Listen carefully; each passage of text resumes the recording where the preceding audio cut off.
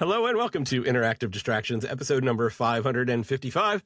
My name is Christopher Hio, and I'm here with Geoff Chorney. What up, everyone? And Jason A. Striker. Five time. There's lots of fives. Yes.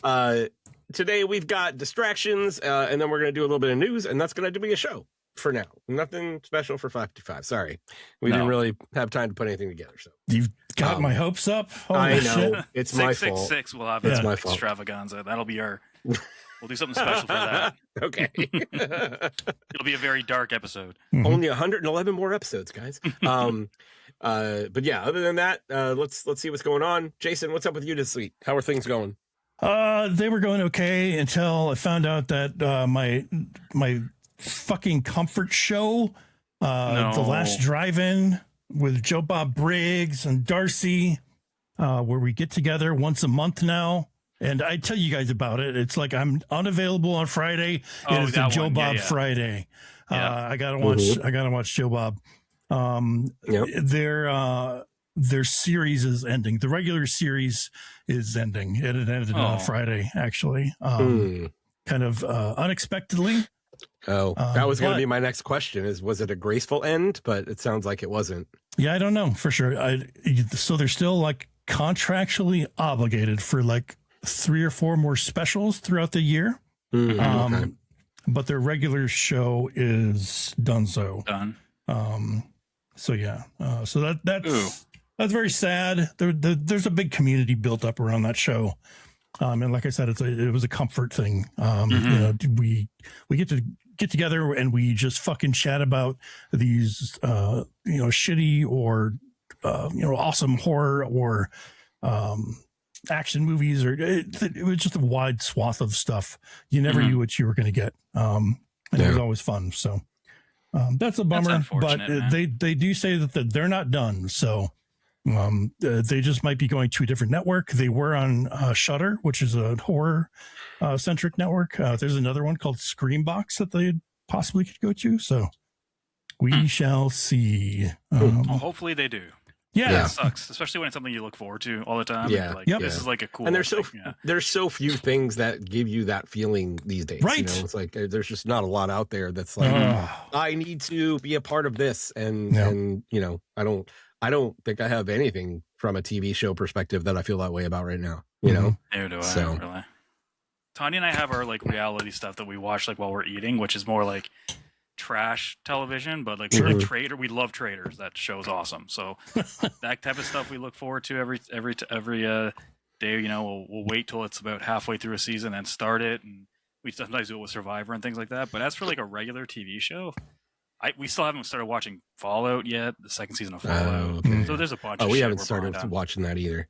Have you guys heard of? I've talked about it on the show. I think you guys have heard of Dropout. No, I don't think so. Okay, so Dropout is like what College Humor evolved into. Okay. And so like all the majority of the people that were involved in College Humor are still involved in Dropout. It's just it's a more mature type of TV humor selection now.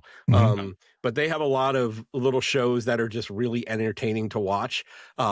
Really good clippable things that I see a lot on like YouTube Shorts and shit like that. But they have something called Game Changer, which is absolutely hilarious, insane. They have one called Actually, which is something that we watch with the kids because they love it. And essentially it's like they basically give you nerd statements, like things about, games, movies, like nerdy shit. But there's always one thing wrong in the statement. So you have to answer like Jeopardy style and say, actually, and then you like tell them what's wrong. It's its own thing, but there are clips of things on YouTube. But it's like a $5 or $6 a month like streaming service. It's one of the few that we have right now. We probably don't even have it here, probably. Yeah. No, you should. You should be able to get it anywhere, I think. Oh, really? Yeah. Like it's their own streaming service? Like they okay. Just look up Dropout TV and you'll probably see it. But there's a lot of good stuff on there, including I don't know if you guys note of that right now. I'm not sure if you guys are in know Critical Role. But I know because of you. the current DM for the new Critical Role, Brendan Lee Mulligan, he's from Dropout, and he actually runs all of their D&D campaigns, or most of them anyway, under the moniker Dimension 20. And they're really great too. Like, he is just a fantastic DM. So if you're into like the Critical Role thing, Dimension 20 is a much more bite-sized version of that, because all the episodes are only 2 hours long rather than 5 or 6. Jesus. And most of the series are limited to anywhere between, I've seen some as little as 6 shows up to 20. So they're not like, they don't go on for years, right? Yeah. They go on more like months. Yeah, I mean, like that's like the closest thing I have to anything that we watch together right now is like stuff from Dropout. But regardless, go look up Game Changer on YouTube. That shit is hilarious. Like, it is a great show. I will do that. Sorry, that was all from Jason. I interrupted and kind of took a tangent. No, that's fine. That was the big news of my week. Depressing as it may be. No. Geoff, cheer me up. What do you got, man? I'll try. In January for my birthday, Tanya got me tickets for a concert on Friday. So that was this past Friday we went. It was Bad Omens, President, and Beartooth. That was a lot of fun. Bad Omens is a band that I kind of turned around to them. Like, I just kind of got into them last year, and then I kind of turned her onto them, and she actually really likes them. So we kind of like when there's a band that we both really, really love, and go check them out. So that was a lot of fun. It was at like the arena here, and all 3 bands put on a great show. My first like instinct is to say that probably top 5 shows I've ever been to as a collective. Not saying they're like any of them are in my top 5 bands by any means, but as a show, all 3 bands. Sure, yeah, absolutely, fantastic. And it's one of the rare times where President were the opening band, so it was like President, Beartooth, and Bad Omens, and there was a shitload of people there for President. Like, the floor was almost full for them, and that's rare to have like the very first band have that many people show up for. Yeah, so. I wish we had a popular president. That'd be nice. Oh man, it was fun. We definitely did feel our age there, though, of course, because it's on a positive note, it shows me that like heavy music is still alive and well with the younger generation, but because they're relatively newer bands, Tanya and I were definitely, we weren't the oldest people there. There was definitely people there with like their kids and stuff that I could totally tell we're older, but we were definitely in the upper echelon for sure. But it was still a good time. I'm worried, guys. Like, how much longer before we get to the point where they're saying, "Okay, Gen Xer," you know? Yeah, I know, right? When is that? That's coming. Like, that's coming. It's like it's around the corner. Yeah, I'm afraid. I like going to like my legacy bands and stuff, and when everyone's around our age, and you see some younger people, like, yeah, this is cool. Young people are getting into this, but it's so different when you're seeing like newer bands, and you become like the old people at the concert. It's just like, it was cool though. It was fun. It was a really good show. Yeah. And then this weekend we just kind of went to a niece had her Jungle Book play yesterday, and she was playing. She was Mowgli, so she was one of the main characters. Nice. Yeah. She did a really good job. Awesome. So that was kind of cool. That was fun. And then then we just kind of chilled today, and here we are. Awesome. Good stuff. What about you, Chris? Do I have anything to add this week? I don't think I have anything to add this week. I think the most exciting thing that happened this week is we got our passport pictures taken. Yay! That's it. Yay! and now we have to send in all that bullshit to get it done. And but we had the kids ready to go, to get all their passport stuff turned in. But you have to redo passports at the age of 16, and my son's going to be 16 next month. So it's like, we're just going to wait. Doesn't make any sense to do it. So, but other than that, not much else at this point. So, no dying, Geoff. Trying not to. Let's talk some games. What do we got this week? Anything new and like upcoming? I almost played something new. You almost played something new? I almost played something new. So my game of the year last year. Sorry, I'm going to jump in and I'm taking first spot here. Yeah, please. Go for it. Now this is fresh in my mind. My game of the year last year was Ninja Gaiden 4. Yes. They released some DLC. Oh, yeah. Did they? Yeah, they did, yeah. I had no idea. Yeah. Okay, I'm listening. So I was like, shit, I'm going to get that because, fuck, I love that game. So I went in and I purchased it from PSN. I think it was $20, $25. I can't remember. It's like story DLC and stuff. It looks pretty cool. I have no idea if it's any good. I haven't seen any, like, impressions on this at all, but whatever. It can't be that bad. So I boot up Ninja Gaiden 4, and then when you boot it up, it says, hey, well, you notice you have the DLC. Just a heads up, you need to have a game story completed save to access it. I'm like, cool. Oh, Move on. I did that. I did do that. And then I'm like, where is it? Why can't I find the DLC? No. And then it fucking hit me that I finished the game on Xbox on Game Pass. I bought the game on PS5. Oh no. So that was the bad news. The good news is I am more than halfway through my playthrough on PS5. So I will get there short. I just threw it on easy now and just trying to blow through the story and get to the end and then get to the DLC. So that was like such a brain fart. I just naturally thought that's where I beat it because that's where I own the game. So I'll tell you what, like there's a pretty, in my view anyway, there was a pretty big difficulty jump between easy and normal. Like, oh, really? Yeah. Like when I dropped, like I was doing okay until a certain point, and I told you guys about that. And I dropped it down to easy, and then I literally cut through the entire game. I was like, half of me was like, I need to go back to normal because this is way too easy. And I didn't do that because I didn't want to bring on that frustration to myself. But but yeah, understandable. For me, at least in my opinion, it was a pretty big difficulty drop. When you went down to easy, there should have been. I feel like there should have been one in between. Yeah. Well, I'm still looking forward to getting through that and then getting the DLC. So I will not be talking about that this week. Cool. Next week. Yes, next week. I did finish Resident Evil Requiem. Nice. That is finished. Took me about. Game clock says 10.5 hours.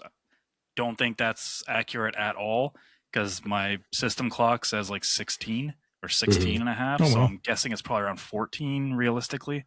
Because I don't know if the game counts cutscenes as part of your completion time.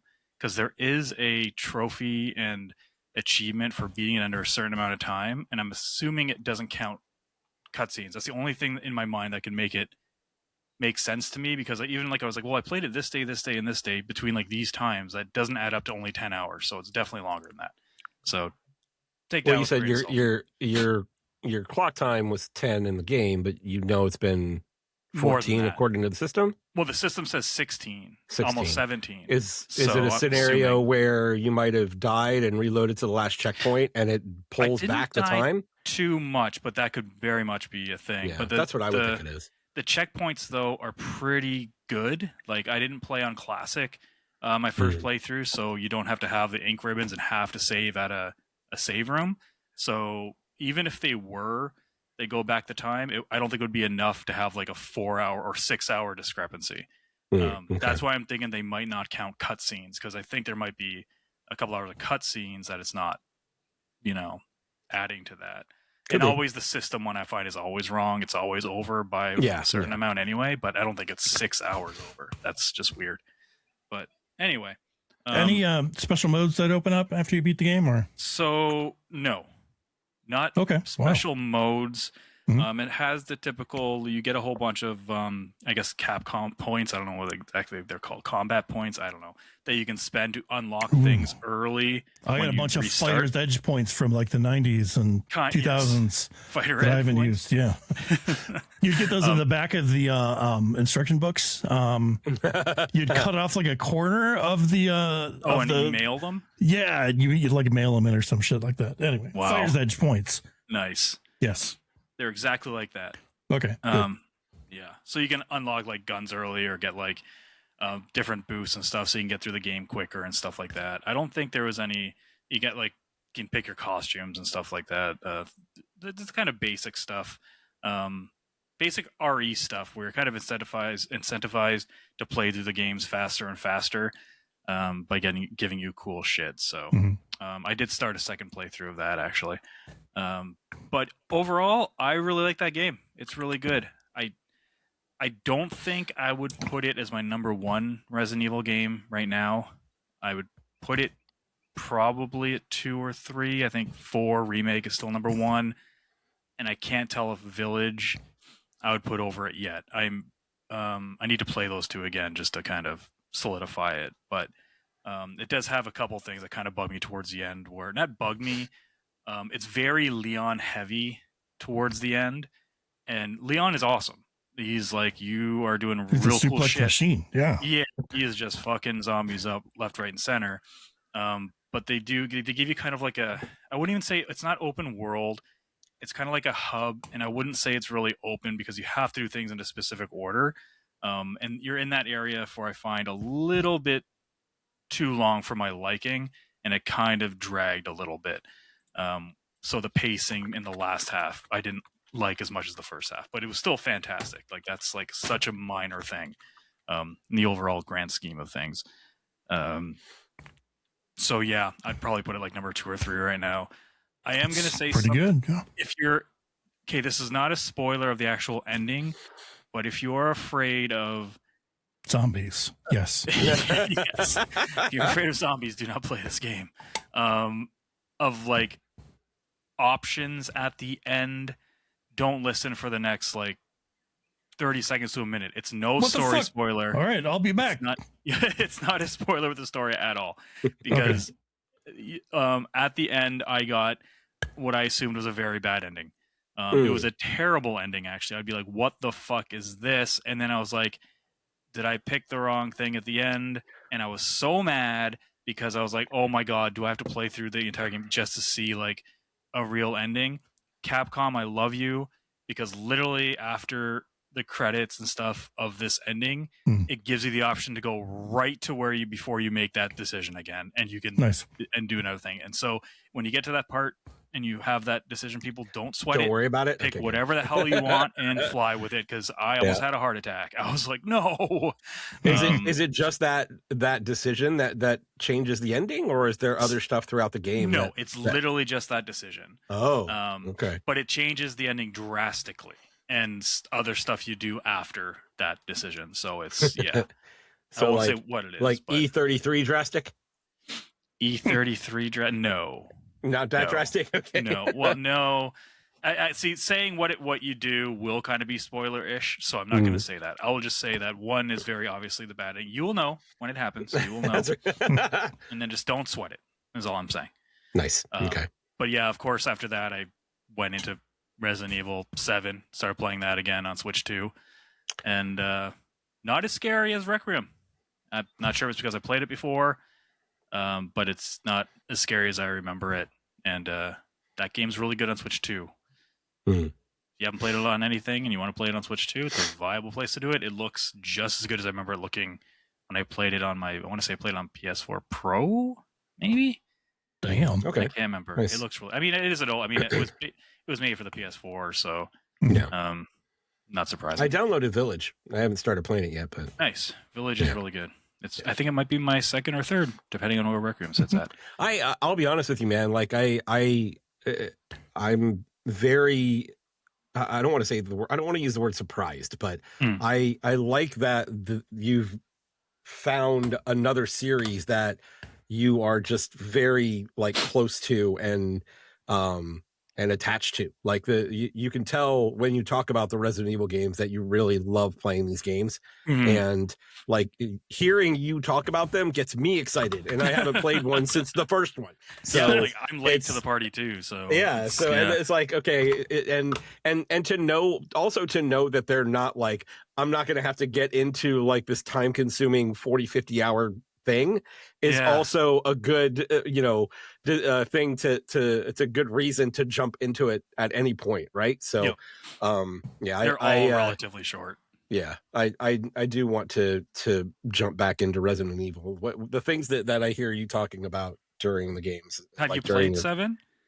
I haven't played any of them. I haven't played any of them since. I seriously have only played the original on PS1. I would recommend playing 7 before you play Village, though, just because they are directly tied to each other. Okay, cool. 8 is a continuation of 7, like direct continuation. I'm pretty sure there was like I don't know if it was a Humble Bundle or what, but I'm pretty sure I got something, and now I have like all of them.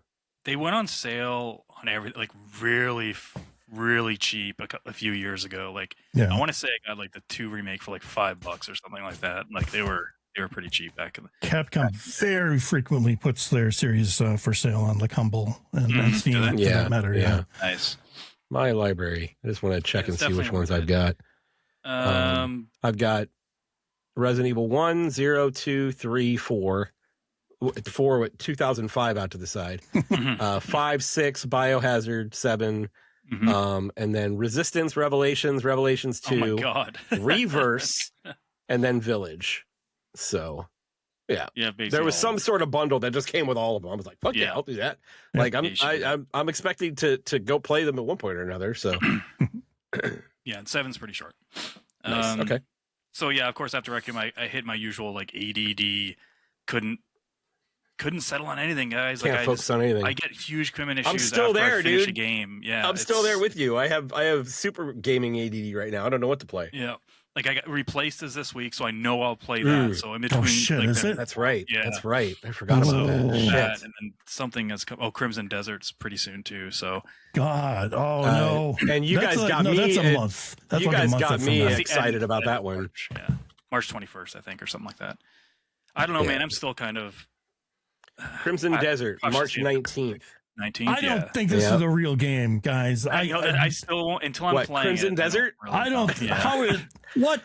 It's crazy. But Black Desert was super ahead of its time too, man. Oh my God! I didn't play Black. Did either of you play Black Desert? No, did not. I watched videos that it looks amazing, but I always assumed it was just like this kind of cheesy MMO, like. I don't know, like Guild Wars or something like that. But I always thought it was like what Diablo would be if you put it like behind your back, you know, or something like that. Turns out that might not be what it is. I think it's more of a Breath of the Wild type situation. Yeah, kind of like. All I know is that this game looks super intimidating with the amount of stuff. It looks like Skyrim-esque with how much crap you can do. The tone is so all over the place. It is. One second you're carrying a pig over your arms very slowly from like pen to pen. You're doing these like really mundane things like fishing, and then all of a sudden you're in a mech and you're like hovering over enemies and shooting fucking missiles. And then you've like got this like weird like energy whip thing and your DMC fucking flipping through. What is going on in this game? You can do the Azuna drop from Ninja Gaiden. You can RKO a dude like Jesus. anyone. Yeah, it's nuts. It's weird. It's weird. I can't wait. Looking forward to that. Yeah. So yeah, I couldn't even. I started playing High on Life 2 again. I got further. I still like it, and it's still funny, but I just can't commit to it for some weird reason, and that's kind of been that's all I've been playing. I played some Towerborn, same type thing. I played the first couple levels. We can talk about that briefly because I know, Jason, you said you played it. You weren't too, I guess, impressed with it or bummed about it. I played a little bit in early access and then kind of more recently. This game's really interesting because it switched from a free-to-play model to like a paid premium, one-time purchase kind of thing. So they had to pivot with this game, and there's still a lot of remnants of the free-to-play like cosmetic stuff, microtransaction economy kind of still in there, but like all that stuff is free now, but it's still kind of presented in a way that like it would be on like a battle pass or something like that. It's weird. It's and I don't think it's found its footing yet. The gameplay is still the same for the most part. But I don't think it feels very good. Like when you have a game like Absalom, right now, and those games are very similar. They're fantasy style beat 'em ups. it's hard to go to something like Towerborn when you've got something like Absalom out there. They just don't compare. So yeah, I'm rooting for him for sure, but it's pretty. It's a pretty game. Yeah, it's not bad. Yeah, I like stylistically. Stylistically, yeah. Yep. I just think it's probably going to go on the back burner just because of everything else. And yeah, if I didn't get to anywhere where it even showed that type of stuff, I literally played the first 2 levels. Okay. So I'll probably wait until they probably iron that stuff out when it's more of like a straight on. Because I like the idea that it's not a roguelite, so I kind of like that idea, where it's just a standard beat 'em up. But it definitely plays. It doesn't seem as deep, but it's also super early. So I don't know. I like juggling dudes and stuff. That was fun. Hell yeah. Other than that, yeah, that's pretty much it. I played a demo, but I think some other you guys played it too, so we can wait to talk about that. That's basically it. Yeah, I was pretty much just finishing up Resident Evil and other Resident Evil games playing. All right, Jason, how about you, man? Yeah. I talked a little bit about Scott Pilgrim EX last week or the week before or something like that. Just the demo. You were giving me some hope, because you guys know I'm not a big fan of the original game. So yeah, the same. I like the look of it. Of course, I love the music. And the music, the music is epic. But man, woof! I did not like playing that game for sure. Not only were enemies super spongy, but I don't know, just the feel of it, and it was super basic, as far as the moveset is concerned. Anyway. This is such a huge step up from that previous game, both in combat mechanics and just like replayability. I think this is like an interconnected world, like River City Girls 2. I think. Okay. And there's a little bit of backtracking, or rather, you go back to areas and kind of redo things. But it's it's a linear story for sure. And you get, a little bit of, change up between like this 7 different characters that you have to choose from. But for the most part, it is kind of the same overarching thing. But there's really cool levels, like there's a Castlevania inspired level and shit. Not in mechanics wise, but like, the aesthetic and stuff, you're fighting vampires and shit like that, and ghosts and whatnot. But I can't say enough good about like the combat engine. It's I barely scratched the surface when I first played the demo, but now that I've played through the entire game, I love it. It's one of my favorite beat 'em ups right now. Okay. But it's got a pretty deep system, but not like overwhelmingly so. There's some like shared moves between all the different characters and stuff, but their special moves are pretty different from one another, so it gives them different flair. And I like one, I gravitate towards like one character. Some I didn't like as much, so there's a good variety of stuff. I really like that there's like an air special that you do by just like hitting a double jump.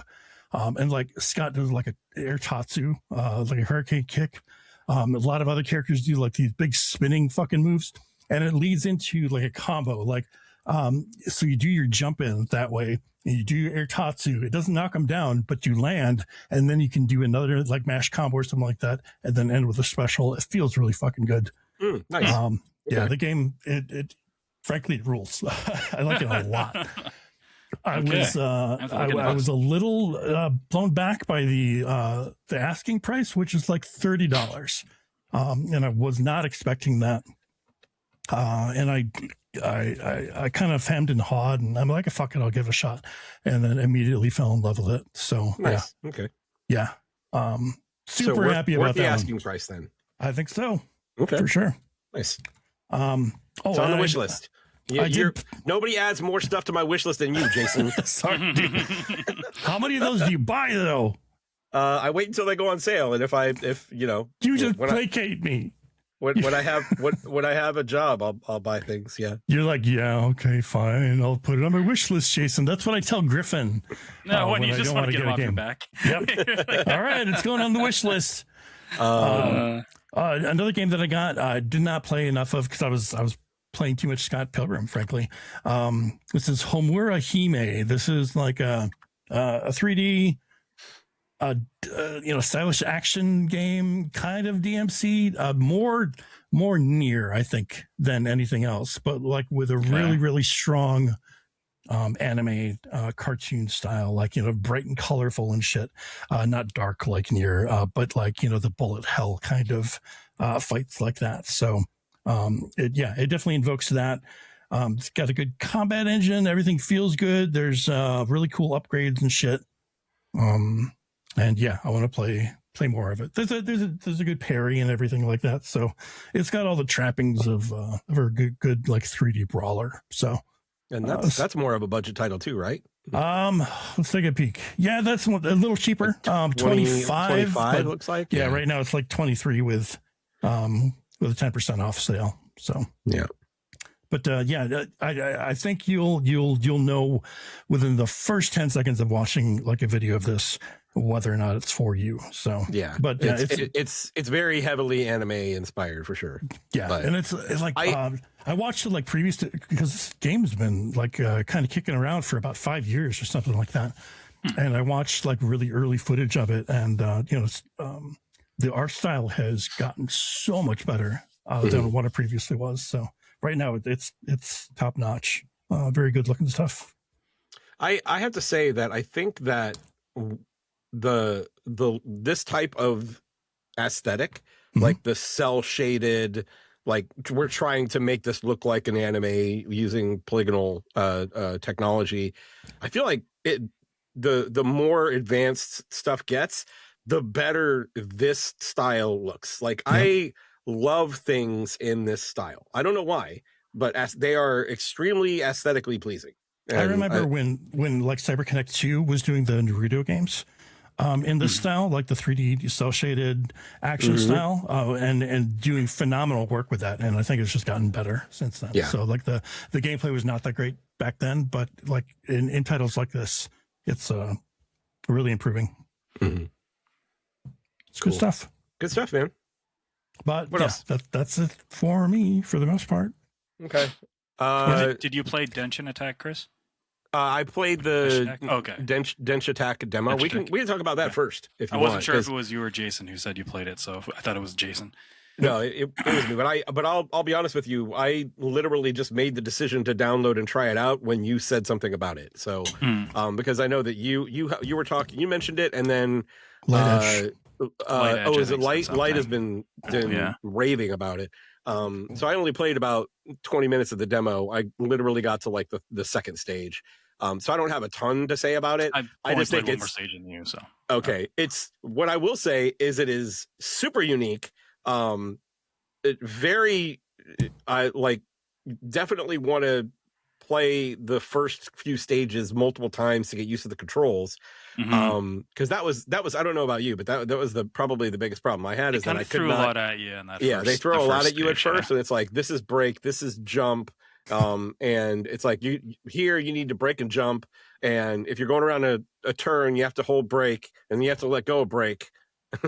So there's a lot of stuff like that. Did you get to the tricking part where it teaches yes, I got to the tricking part, and then like the tricks are all really cool because they're all like like action inputs, like almost like some of them are very fighting game like, right? So but what this game is essentially a Denshattack is it's like a futuristic world where they say that essentially climate change has ruined, air quotes, ruined the earth, and they have like these domes set up, but there's still people that live outside of the domes, so it's not completely ruined apparently. And like all the tricks and everything that you're doing in a subway car. Like it's really unusual to think about that being what this is, but it's like it feels like you're playing a skateboarding racing game with a subway car. That's the way it feels to me. I don't know how you would describe it. Yeah, that's how I would describe it. Yeah, but it's very, very like very stylish. I think it looks great. It's the tricks are not hard to pull out, but it feels like you end up doing more mashy with the tricks because all of them are very similar. It's like jump in the air while you're in the air, just do quarter circle here, half circle there, 3/4 circle here, and it gets tricks out. So but I'm sure there's going to be more complicated things going down as you can go see the down. Complicated thing being how fast it throws stuff, because it's yes. So what you're doing is you're on a track, but it also, when you jump, you have to go to the left or to the right to go onto other tracks. It's like when you're playing like a Ratchet and Clank or Ninja Gaiden 4 and those levels where you're going on the rails and you got to jump from rail to rail. It's like that, and then they add in turns that you have to drift around, and I have a feeling it's gonna get very hard when those start coming up. Yeah, drift. Yeah. He put up quotations for anyone listening. I can see this getting very, very hard, because I did fail a bunch of even the first level, especially. Yeah, even the first stage, it's like and every time you run into something, every time you crash, she's like, "I'll get it this time," and she jumps in and does it again. But and luckily, it's quick. It is very quick. Yeah. It's and when shit works, it's super satisfying. Like, I'll be honest, I thought it was, and like when you successfully do a drift around a corner, the speed boost that you get is you can kind of feel it. Like, you feel it feels nice. It feels nice, right? But this was not on my radar at all, and now it's on my radar. Like, I certainly want to go back and play the demo some more and get a little bit, because I literally 20 minutes. That's all I had. Yeah, I think it's gonna be one of those things where once the controls you get used to, I think it becomes more like second nature. That's the key. And it's going to be controls, and it's going to be muscle memory. It's going to be a situation where you need to understand that when you're looking ahead down the screen and you see the X coming at you, you need to jump out of the way or jump over it, or however it is. So I certainly was not at that point in the 20 minutes I played it. So I definitely want to try it some more. Same. I was not reactionary. I was very much like, I had to think about what I was doing. Yeah. The first stage, I think I crashed like 8 or 9 or 10 times. It was not a small amount. I ended up getting, like, they rate you based on your tricks and on your time. I got 5 stars on tricks and 1 star on time. Like, I just did not do well at all. But one of the reasons that I it's mainly the control. Like, I've never played anything like this, so it's a completely new feeling of how you're doing the inputs to do what you want to do. And like you said, you have to jump from track to track. But if you're in the air, you jump from track to track with the left stick while doing tricks on the right stick. So you're doing 2 different things with your thumb. 2 different sticks, yeah. So so there's going to be a learning curve there. So I think it's about understanding how that stuff works and your hands getting used to doing it. But it's certainly something that I want to continue to try and mess with, because it was super unique. Very, very unique. I'll probably pick it up eventually. I like the art style. It's that very, very Jet Set Radio. For sure. Like cell shading look to it. I liked it. It's pretty cool. But it's going to have to go in the back right now, because there's so much shit. Oh, God, there's so much stuff. Let's see. What else? So last week, Jason talked about the Eternal Life of Goldman. Oh, God, no. I don't want to go too into detail with this, but I do feel like it is a very interesting platformer. It's very DuckTales. Like, you are literally jumping around on the cane the majority of the time. And I do think it's interesting how they allow you to change the cane on the fly. But one of the things Jason complained about last week is that there's areas of stages where they will want you to switch out pieces of the cane just so you can properly make jumps in the middle of the stage. Now, the good thing is that I haven't gotten to a point there in the demo. There's not a point where I feel like you have to change in the middle of a platforming run. Right. But you certainly need to pay attention to what's around you in the stage to determine where you want to be, like with the height of your jump. Because when you're basically, one of the things that Jason mentions last week is your cane has 3 parts, right? It's got the tip, it's got the prime. This is the shaft in a set. There's no way to say it good. There's no way to say this well. And then the balls. And then the balls. Yes. So you can change the equipment on your penis at any time. So, but So one of the shaft you start with is not a very high jump, but then you get one that is like a spring, but you don't really have control over how high you jump when you're bouncing on the cane. So you have to switch. You have to know like what parts you should have on in order to complete. Also, this guy is doing some crazy ass like American Ninja Warrior bullshit, like hanging on the hooks with the canes and like launching his ass off. It's like, listen, what workout routine are you doing? Because I need to know. I need to know what this is. But honestly, this is the part that would keep me away from this game. From a visual standpoint, I like it. I think the animation's great. Platforming, it's pretty good. I don't think it's certainly not a top-notch platformer, but it's okay.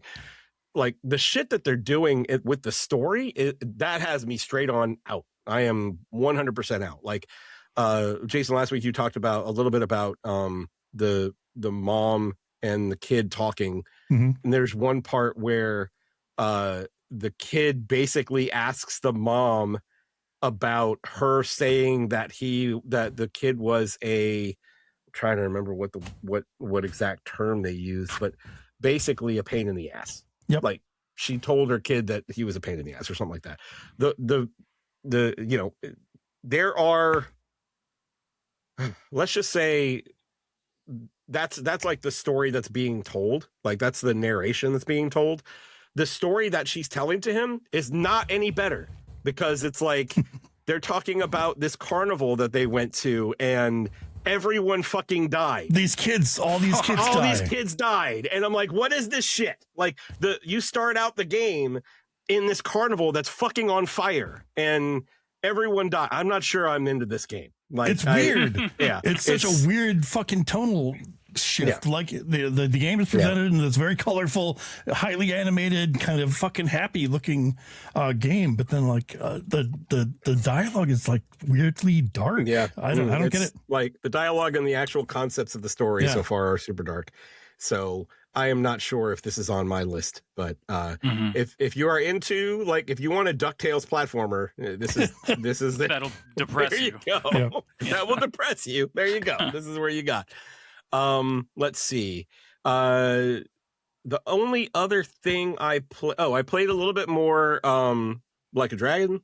Still not very far. I'm just getting to the first major plot point in the story that I'm not sure if it's a spoiler or not. I'm not sure how much people know about Like a Dragon, but what, there's plot points? Yes, there's plot points. Serious? It also, so and I'm gonna ask this question to you guys because my experience with Yakuza is very small, right? I don't have a lot of experience with Yakuza. Is this whole thing tongue-in-cheek? Like, it feels like the entire thing is tongue-in-cheek. Oh. All right, so the original games, they're extremely over the top, right? But they're very earnest and they're very serious in their storytelling, right? Okay. And their dialogue and everything like that. Some of the action is kind of tongue-in-cheek. Okay. I feel like Ishii as a character is so over the years, and especially in the Like a Dragon, that shit got straight up comedic, right? Okay. There's still a very serious backbone to it, but the characters, and their backgrounds and everything, it's kind of funny. Okay, just making sure. Yes. But yeah, there's basically there's a point where the Yakuza family boss basically asks Ichi to do to basically sacrifice something, and he has to make a sacrifice, and Ichi jumps up and says, "Yes, I've been waiting for this forever," and that's where I'm at. I just got to that point. I never played Like a Dragon. I only played Infinite Wealth. So I have gotcha. Okay. Yeah. Ichi's a good dude. Yeah, for sure. Yeah, Ichi. Sorry, go ahead. No, I was gonna say Ichi seems like a pretty good dude that doesn't belong as a part of a Yakuza. Like, it took, when I played Infinite Wealth, it took a long time for me to see anything really serious in that game. And playing from zero on, those ones seem a lot more serious with lighthearted stuff sprinkled in, like a lot of the side stuff and that content seems all Gotcha. like lighthearted mostly, but the main story is pretty serious. But then with Like a Dragon, I thought it was the opposite almost. Like it was almost like comedic with some seriousness. But again, I didn't finish it though, so I have to get there eventually again. So I feel like Yakuza is Star Wars and Like a Dragon is Spaceballs. Like that's kind of where I'm at right now. That's what I feel like. The only other thing I played is one of the games that we talked about a couple weeks ago was Nocturnal 2. Well, the original Nocturnal was on like super sale. Yeah, it was like $3, and I'm like, okay, I got $3. I'll play that. So I jumped any games to play right now. I might yeah, why not? I got $3. So it's like from a gameplay perspective, it feels very similar to what I talked about in the demo in Nocturnal 2. Nocturnal 2 obviously feels better because they've refined it quite a bit. The biggest thing is that it's obvious to me that Nocturnal is a shorter experience, because it's like there are these statues that I'm running into that I'm unlocking, and I've already hit like 3 out of 11, and I'm only like 45 minutes into the game, so not even that. But some of the biggest things are I haven't gotten any fire abilities I did in Nocturnal 2. Like it's literally just your sword's on fire and you can do things with your sword while it's on fire. And it goes out. So you have to continuously find fire and light it back on fire. And then the other big thing is that it is not a Metroidvania at all. It is a stage-driven thing, and it has the point where I turned it off was I was in a stage, and I was making progress, and I went through a door, hit a button or something like that, or lit a specific torch. You set the entire amusement park on fire. Yes, pretty much. No, and all the kids died. And all the kids died. That's right. But it went. The camera shifted behind me, and it showed an area behind me where a bunch of platforms came out. And then it opened another door in front of me. I went straight, and then it locked the door behind me. And I was like, fuck you very much. So I didn't even get to go back and explore any of the stuff that had opened up.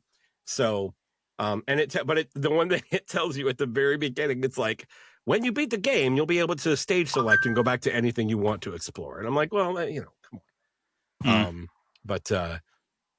Like in the second one, I'm super interested in the second one because of all the different powers and stuff that you get. I haven't seen any of that yet. It's literally been light your sword on fire and kill shit. That second game, you were like almost entirely encompassed with fire. Wow. It's you can barely see your character. Yeah. There's so much fire.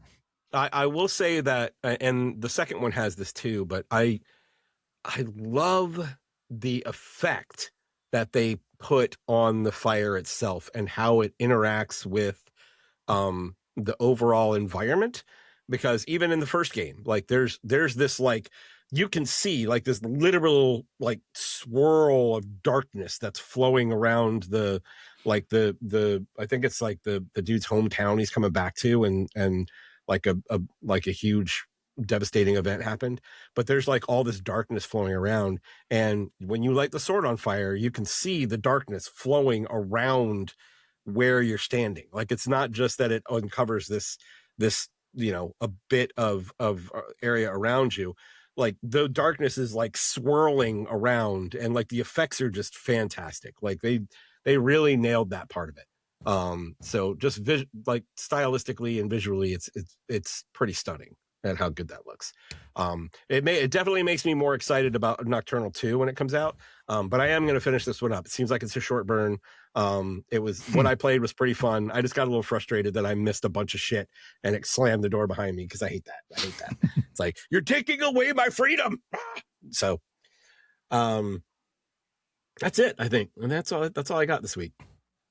So anything else games wise before we move on to news? Yeah, actually I got one more. Okay. I don't know if this is on your list already, but there's a game called Unsighted. Came out probably about 5 years ago. I have that. Yeah, it's pretty good. Yeah, it's a cool game. We did a video on it at Giant Bomb. I was super turned off by the fact that there's like an overarching like continuous timer, a very overpowering one. Like whenever you have like an NPC character that's like selling you shit like a store, or something like that, they'll get a timer over their head and it starts ticking down, right? And if you don't feed them these, this specific item, they can die, so you have to, it's a finite resource. You've got to give it to some people, but then the others will die. And it's just fucking oppressive, right? Apparently there's an explorer mode that just gets rid of all those timers. And nice. Okay. I found that out and I'm like, okay, bye. And now I want to play it. It was on sale anyway. But the reason why that I came across that, one, it's International Women's Day. Mm-hmm. And this is a 2-woman team that made this, but their current project looks fucking phenomenal. It's like a 3D, another like cell-shaded anime style, but it looks like Mega Man Legends, like that style. Oh, okay. But it's a Metroidvania, and it's got like stylish combat as well. Let me find the. Do you know what it's called? Yeah, I do. Just give me a second. God damn it! Wonder if I can it's like Abyss click here something. Yeah, I know. No, Unsighted is the only thing listed on Studio Pixelpunk. Hold on. This is published by Humble Games. I didn't know that. Yep. Interesting. Where's my profile? There we go. All right, it's Abyss Cross Zero, like Abyss ABYSS and the X and then ZERO. Look at this fucking game.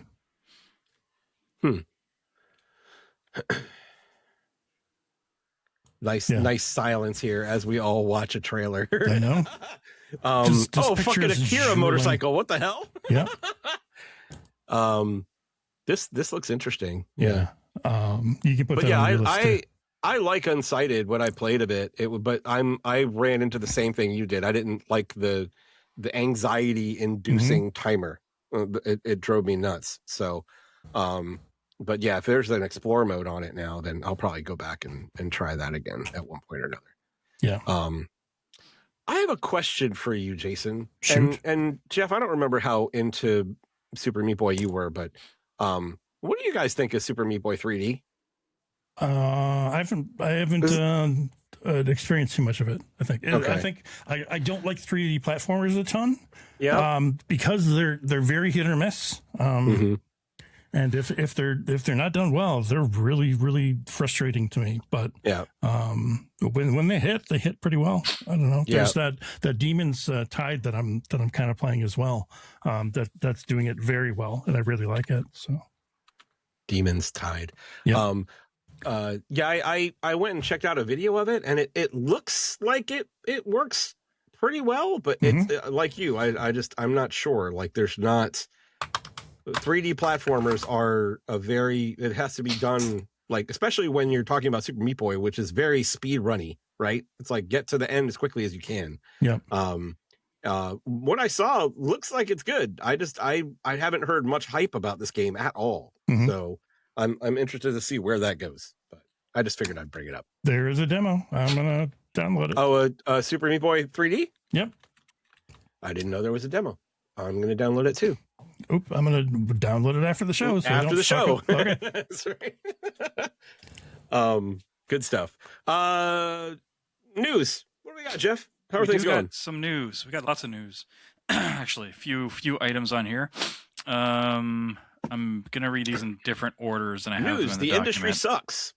Pretty much. High Guard. We'll start with that. High Guard is being taken offline on March 12th, so just a few days, actually, just like next week. Jesus Christ. Or this week when people are listening to this. So it's like 45 days ish from when it launched. So God damn it. Is that longer or shorter than? It's longer than Concord. It is longer than Concord. Yeah, Concord was 2 weeks. or something like that. This is like a month and a little bit, month and 2 weeks. That's really, it's really sad. Like I hate hearing stuff like this. Yeah, it's just, it blows. This was a good studio that put their heart and soul into this game, and probably would have benefited from announcing it like 6 months earlier so that they could work out any kinks, get some additional feedback. But the game looked fine, like it played fine. Like this is absolutely not sustainable going forward. This is ridiculous that these studios are getting shut down within 2 months of oh my god. I opened an email shortly after hearing about the Highguard stuff, and it was about Plants vs. Zombies, like garden warfare, and that they were just now like sunsetting one of the games. Oh wow. It's been going for what, 8 years a or while, something like that? It's been a a while. long ass time. Yeah. Like, why does that get the my god. It's different age, man. Like, I know. Like if a game isn't in like the top 10 like for like an entire launch period, it's almost like that's it. It's like there's just too many of these. There's too many of these types of games, though. That's the thing.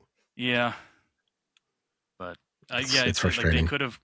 Like I've heard some people say it needed more polish and more to do, but would that have changed things if it came out next year or at the end of this year? I don't think it would have. Marathon just came out, so that's going to be interesting. I think that is getting pretty decent feedback so far. From what I understand, the Destiny community at least loves it.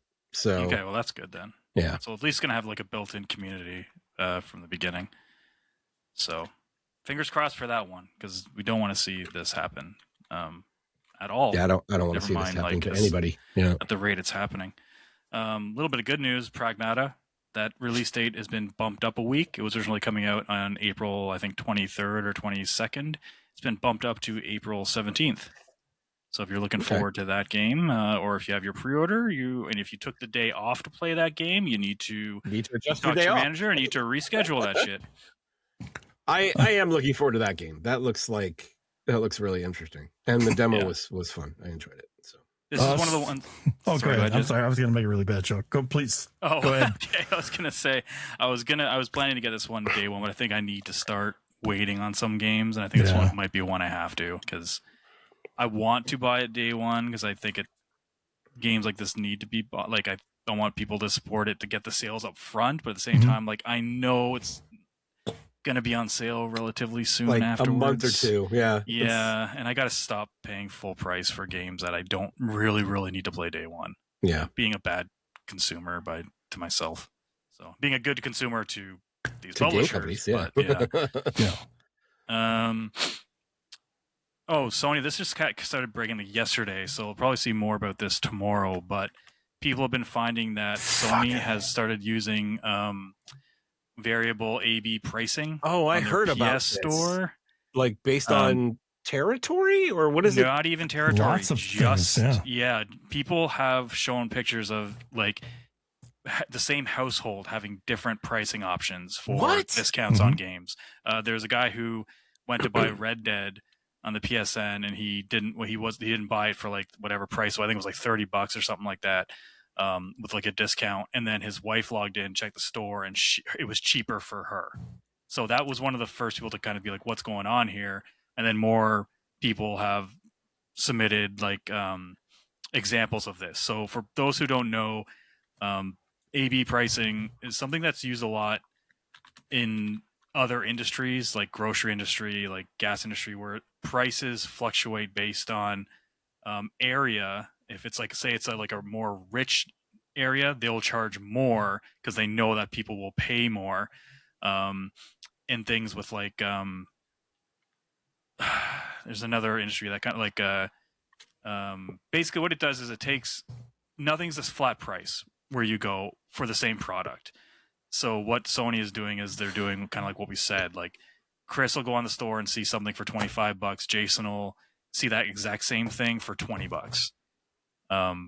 But it should be like the same sale. Yeah. Suck it, Chris. This is not good. This is most people do not think this No, because this is not it's good a at all. steep hit. This could go out of control pretty quickly because they're essentially basically what this does is they milk more money out of the people that are loyal, which is like if you buy a lot of games at a certain price, you're not going to see those discounts. This is the way it's happening right now anyway. It seems that the people that don't buy a lot of stuff at a certain price point, they're getting the steeper discounts. Yep. Whereas the others don't. So they're basically trying to get the maximum amount of money they can out of each user, which is not good because this is essentially what kind of like Ticketmaster did way back and are still do to this day, and they're kind of a monopoly. This ties in too because right now Sony's getting sued in Europe with class action lawsuit that they have a monopoly on their store, and you might think, well, Geoff, that makes sense. It's their store.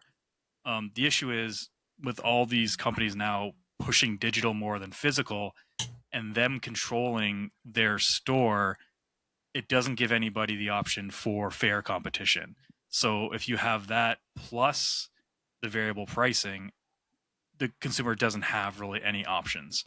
And that's scary. And that's something I think should be looked at. Like Apple just lost a case like this, like last year, 2021, where they were sued by Epic for pretty much a similar thing where they were not the variable pricing, but they sued Apple because Apple took off Fortnite, didn't let them sell Fortnite on there because they were selling it directly through their store. All the revenue was going to Epic, and they sued, and Apple lost that battle. They're trying to appeal it, but they're saying, well, no, other people should be able to sell their product on your store. You shouldn't have like full control over that. So definitely something the court should look at, because I think the second that comes into the gaming space, it's not going to be good for us at all.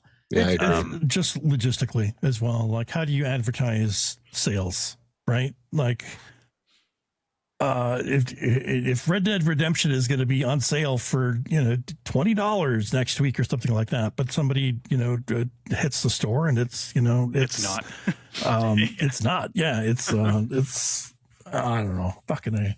I heard about this and I did not even look at the sales out of protest. It fucking sucks. Luckily, it's not like a surge pricing where they're like raising the prices. No, they can't go above. They won't probably go above MSRP, but that would be really fucking ugly. That's what I was going to say. It's like I think that if they were to advertise a sale, you're not going to see anything higher than the sale advertisement price.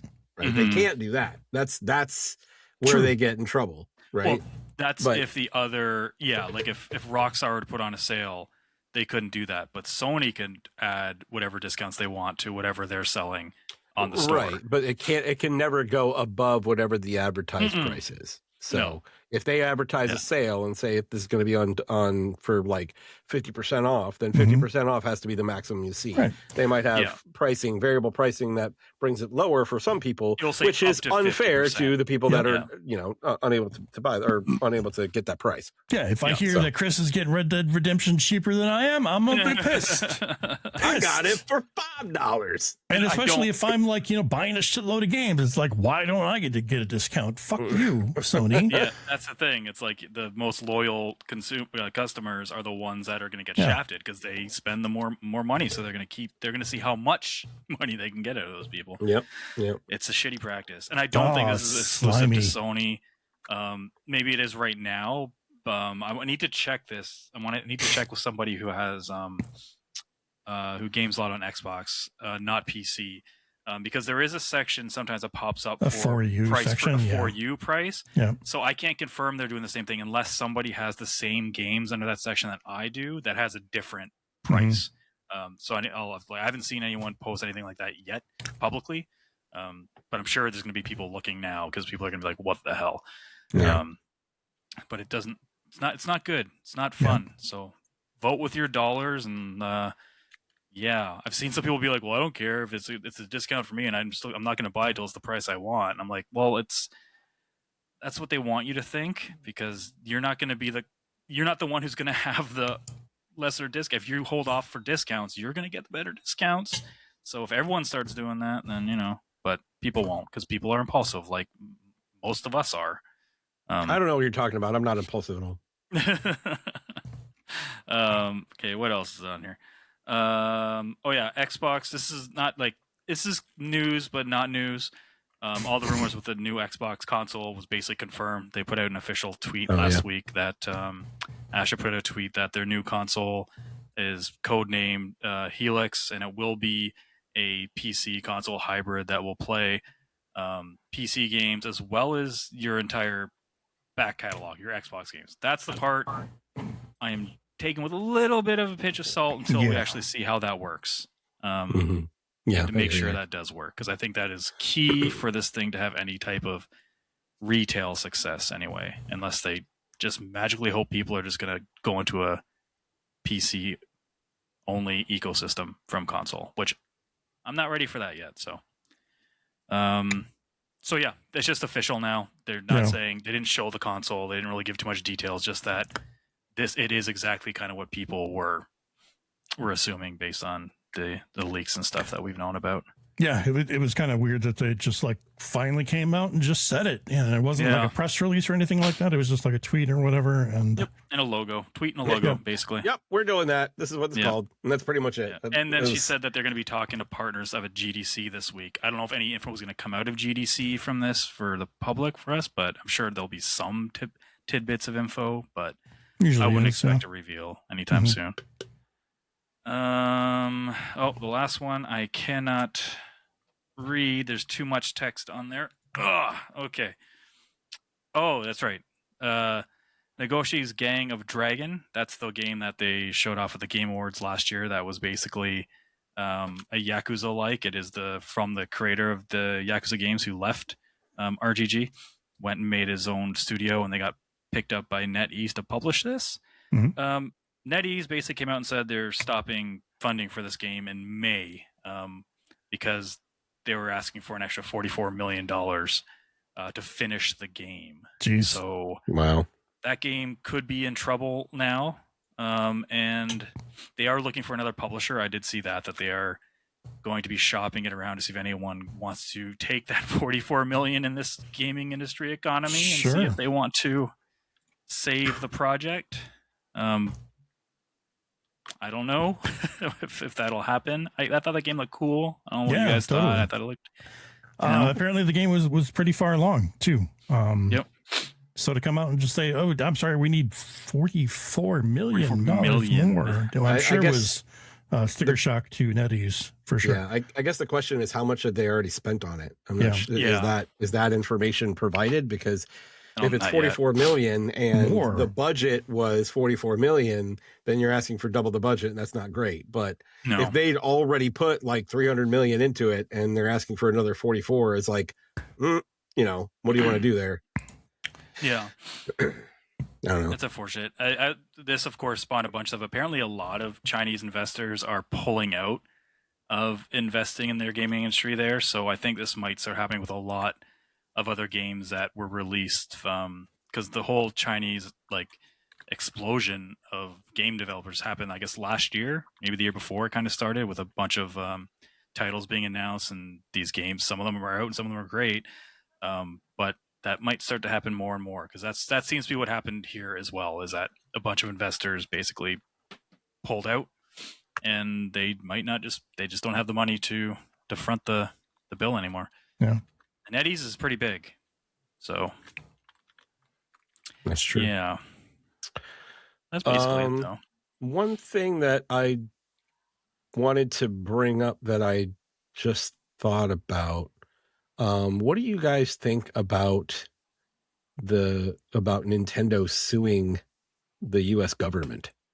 Bring it on. The tariffs. Were they suing them over the tariffs? Yeah, they're suing them over the tariffs. Their claim is that the tariffs caused them to push the pre-order date and lost them a lot of pre-orders and sales. But in reality, they never changed the price of the system. So I'm wondering if the system had the tariff anticipation built in already. Possible. But they've also, it's also like, if they were to win, whatever money they get, it's not like the people who bought Switch 2s are getting any money back, right? Yeah. No. So and they're not going to drop the price. And this is why I think that a lot of this shit is it doesn't benefit anyone except for the big corporations, because essentially they put tariffs out. The corporations say, hey, we have to pass those tariffs down to you. And then they get rid of the tariffs, and then they don't change the price. So that just goes right to their profits now. So I honestly think that the whole tariff thing was just another way for this administration to give more money to the corporations and the billionaires. So I mean, they might have a leg to stand on. Like, I don't know what was ruled. I know it was recently ruled.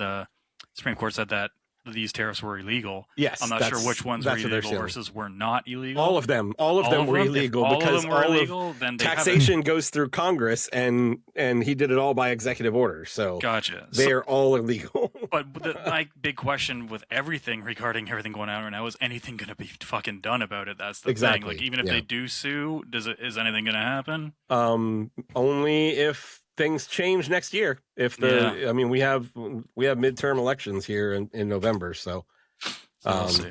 Yeah, I guess we'll find out. I mean, it'd be nice if they did win a case like that and they did pass the savings down to people. I wouldn't even care if they passed it down. Like if give me a if stamp you win or something, Chris. Give me something to put on my fucking my little online sign-in thing for Switch or something that says, like, I am a sucker or something, like, I took it up the butt for these tariffs and I paid this price on launch. Something that just shows. Well, the tariff ambassador program. Well, they did that with 3DS, remember? All the people, ambassador programs. Like, give me an ambassador program. Like, I wouldn't even mind if they just dropped the price and then turned around and everybody who already has a Switch 2 gets an ambassador. I tell you what, how about this?